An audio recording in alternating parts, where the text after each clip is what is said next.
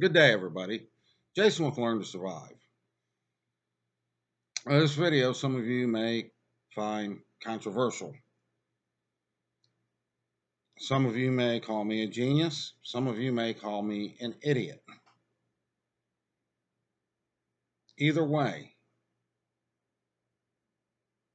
I've got you thinking now, and that's my point. And this is a video I never thought about making.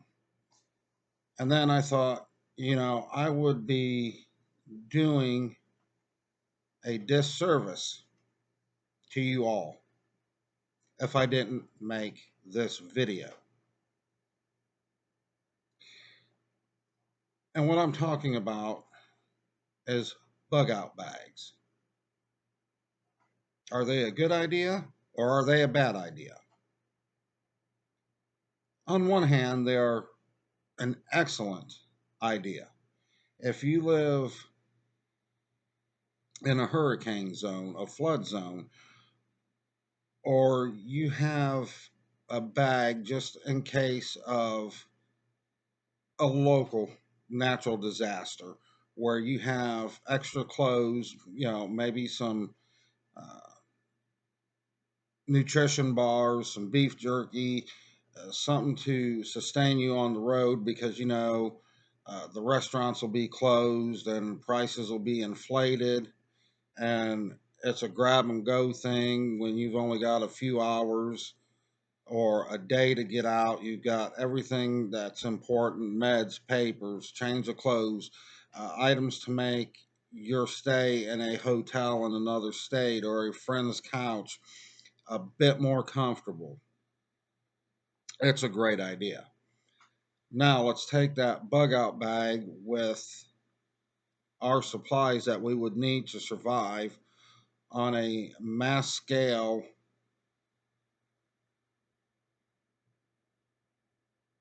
disaster or shit hits the fan scenario. Um, Even if you go by region of the United States or even a all across the United States, you're not going to get where you decide to go by car. The roads are going to be so tied up, you're going to waste a tank of gas and be going maybe 10 miles before your car runs out of gas. So then that leaves you with abandoning your vehicle and going on foot. The people that never took the time to prep or to buy even the slightest amount of gear or items that could help them survive are going to be in a panic.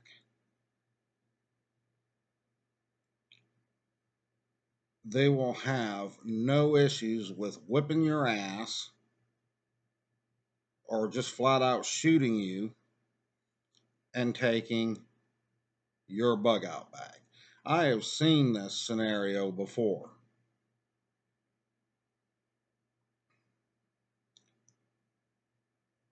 If you're fortunate enough to have a hunting cabin somewhere, a friend with a hunting cabin, a friend that lives in the middle of nowhere that you can make arrangements with if something happens, that you'll come and stay, or you go to the hunting cabin that you own or your friend owns and they'll meet up there. Have that place stocked with what you need. Make a yearly trip to it, rotate things out, check on things, is going to be your best bet. Now, there is times where you're going to have to carry some stuff on you to get to that location. But you want to keep it as concealed as possible. One of the things that I do is I buy my shoes a little bit bigger than what I need.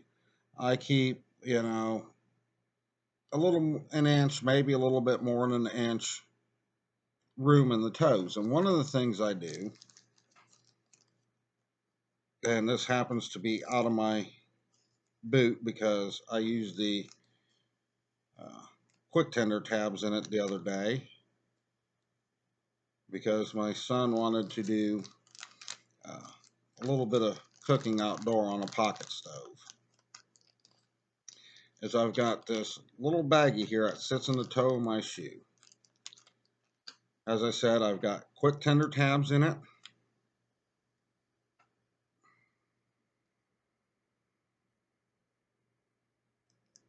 I've got a spark light wheel and a few extra flints in here.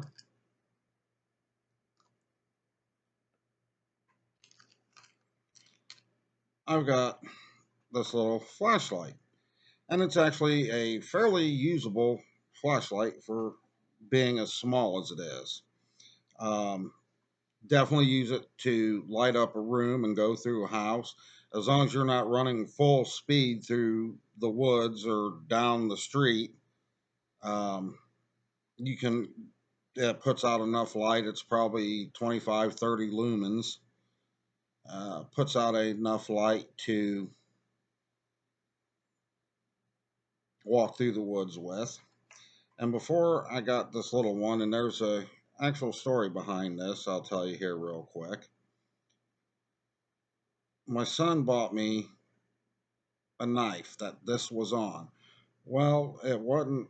There was something wrong with it, and this wouldn't stay shut against the handle like it should. It kept flopping around all over the place. So um, I cut it off, threw it on this little clip here, and put it in that bag. And before that, I had this little light here from Ultimate Survival Technologies. I think you can get this on Amazon for like $10.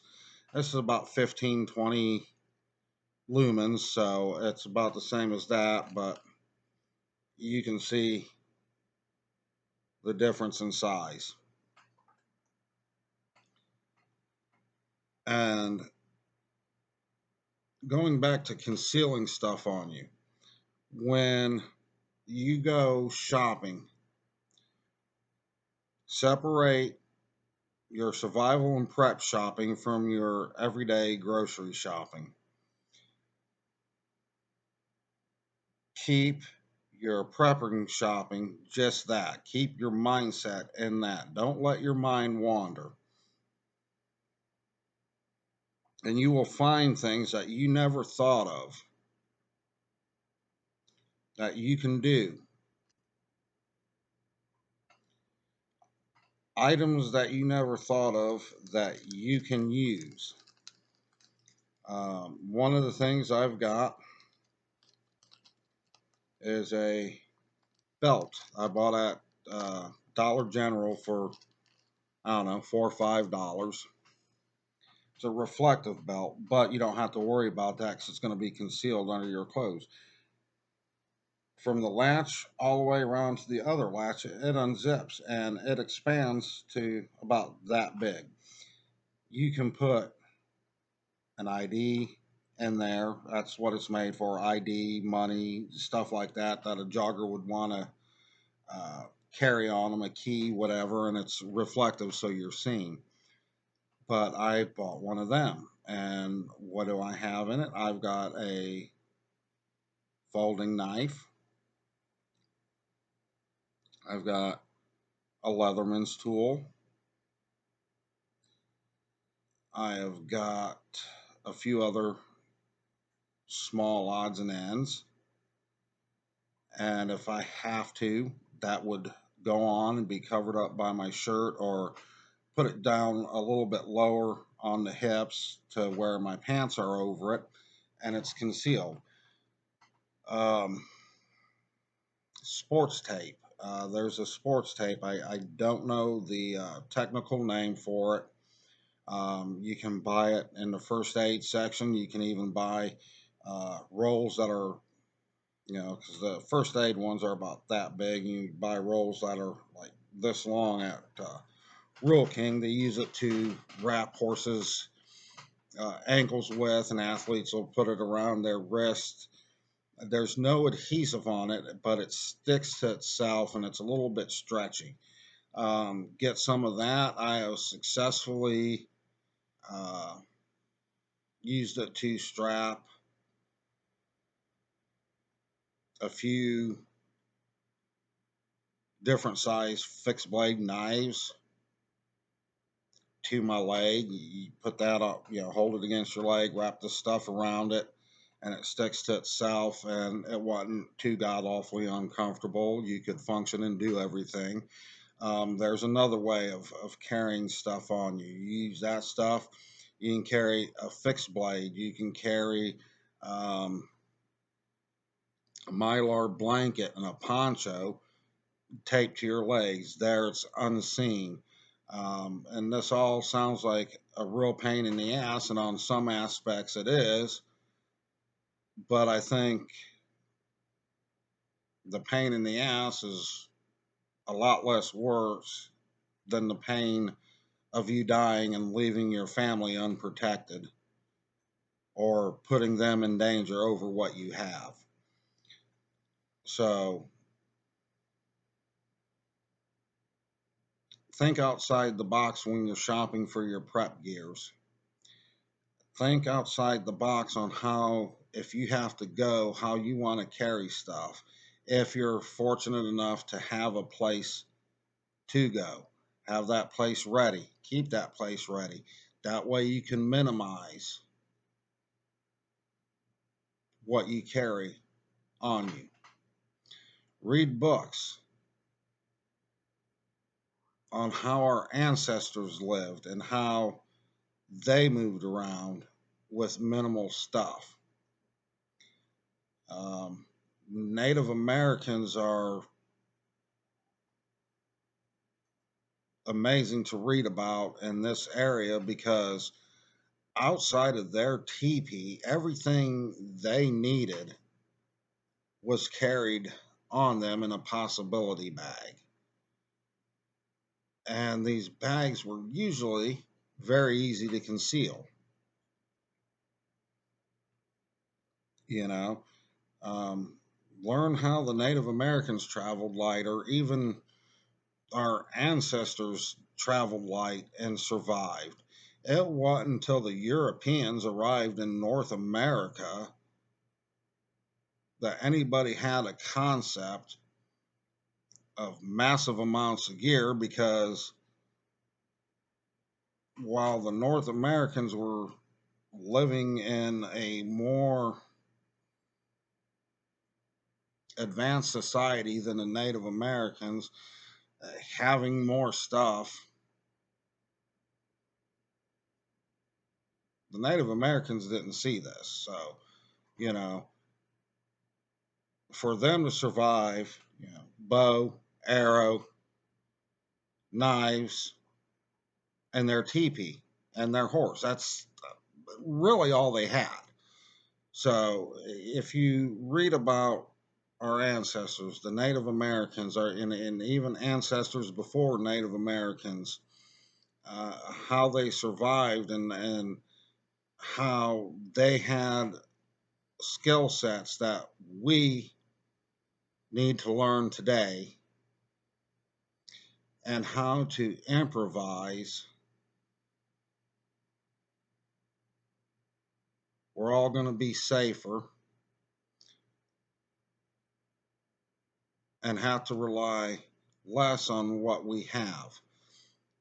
And I guess my point here is I've always been a big advocate of less on gear, more on skill set, because all the gear in the world won't save you, but that skill set will. Gear will make things a little bit easier, but having the skill set to be able to make things, to be able to work around lack of things that we're used to in everyday life. Being able to make a stone knife, being able to make a knife out of glass, anything like that needs to be learned now and not later. Because if you wait till later, it may be too late to learn that skill set. Just something to think about, guys. Let me know what you think in the comments, if I'm right or I'm wrong. And if anybody has any questions on my thinking on this, I'll be more than happy to answer them. Have a good day. Take care of yourself. Take care of one another.